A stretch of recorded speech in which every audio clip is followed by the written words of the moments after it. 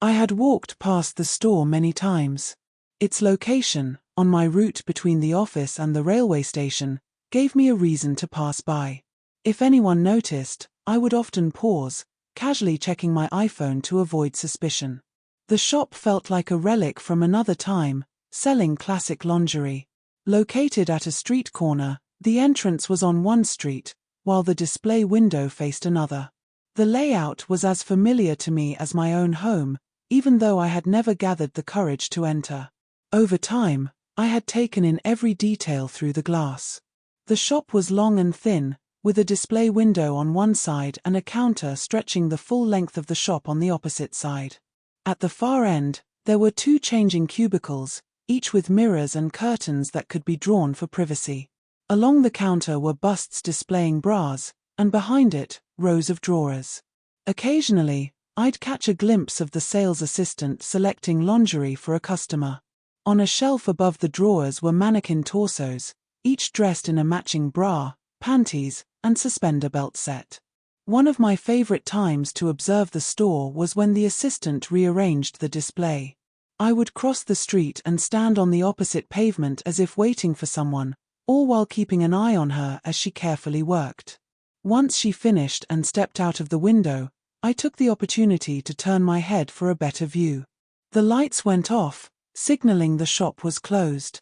The assistant locked the door behind her, and I checked my watch. She'd closed early. With the street quiet, I decided to take a closer look at the new display and catch a later train home. I crossed the street and started examining every detail of the window display.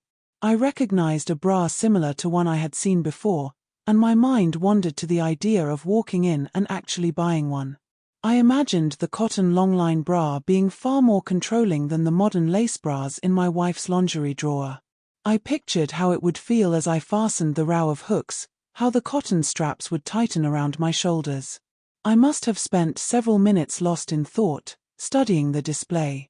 When I moved around the corner to the door, cupping my hands around my eyes to see better inside, a voice broke me from my reverie.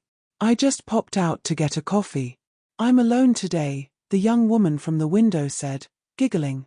"Don't tell my boss. Come on in." She unlocked the door and held it open. As the door shut behind me, the sales assistant switched the lights back on and stepped behind the counter. "Feel free to browse now that you've finally come in," she said with a smile. "My name's Clara." Clara had noticed me watching her as she worked, felt my eyes on her back while she arranged the display. In her mind, she began to question her decision to let me into the shop, especially with no one else around. Even as she spoke to me, I couldn't help but look at her with the same unashamed attention I had shown the mannequins. My throat felt tight, and I wanted to speak, but it felt like my voice was still outside, lingering on the street. With Valentine's Day approaching, I had changed the window display to feature mostly that type of lingerie.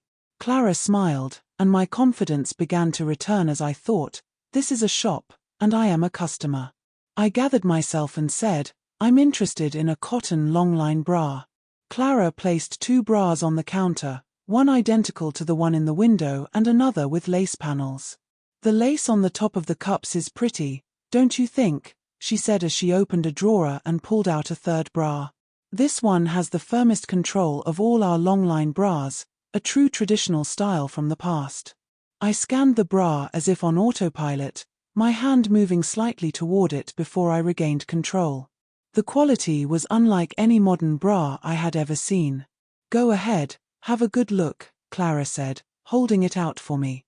The cups featured circular stitching, reminiscent of vintage ads I'd seen online. The back had 8 shiny metal hooks that fastened into one of 3 rows of matching metal eyes. The wide shoulder straps were made from the same rigid cotton and had metal adjusters at the back. I began to imagine what it would feel like. "What size do you wear?" Clara asked. I stared blankly. I hadn't expected to come into the shop, let alone have this conversation. I hesitated, trying to figure out what size I might need. My ears burned with embarrassment. Clara's expression shifted to one of annoyance as I stood there holding the bra. Her voice took on a sharp tone that matched her expression. Let me guess, she's about the same size as me. Would you like to try it on? No, that's not what I meant, I stammered, swallowing as I nervously answered, about the same size as me would be fine. The angry look faded from her face and was replaced by a broad smile. Step in here, she said, pulling back the curtain to the changing cubicle.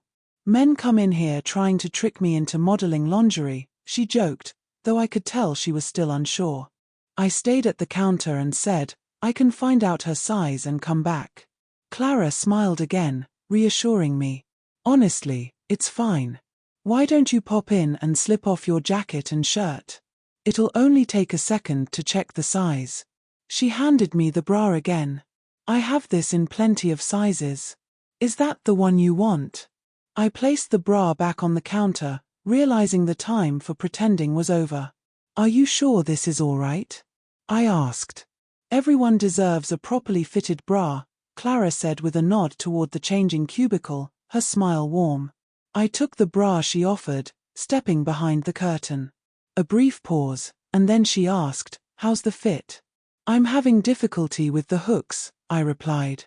May I come in? I stood there, and Clara stepped in behind me, helping me hook the back of the bra. The feeling was 1,000 times better than I had imagined. I counted the clicks as the hooks clicked into place, 6, 7, 8. Is the bra too tight? She asked, even though I thought it probably was, but it felt better than I ever expected. I shook my head, saying this was my first bra and that I'd worry about being able to hook or unhook it myself later. Next time, when the opportunity arose, I had already decided the bra I was trying on would become mine.